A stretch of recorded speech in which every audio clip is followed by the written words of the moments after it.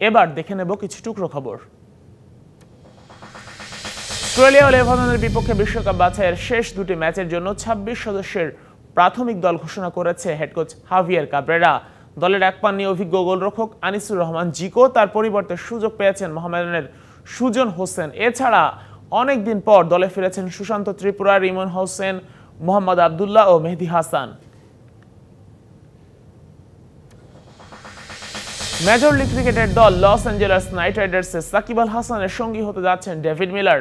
সাকিবের সাথে আগেই চুক্তি সেরেছিল কলকাতা নাইট রাইডার্সের মালিকানাধীন দলটি। এবার ২০২৪ সালের মৌসুমের জন্য মিলারকে নিশ্চিত করেছে তারা। গত মৌসুমের দল থেকে বিদেশি ক্রিকেটার হিসেবে রিটেইন হিসেবে আছেন Andre Russell, Sunil Narine, Jason Roy আর অ্যারন জাম্পা।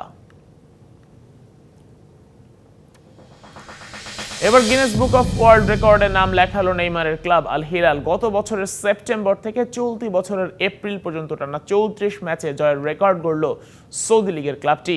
এই রেকর্ডের স্বীকৃতিস্বরূপ রিয়াদের ক্লাবটিকে কর্মকর্তা ওদের ফুটবলারদের হাতে সনদ তুলে দেন গিনেস রেকর্ডের কর্তারা।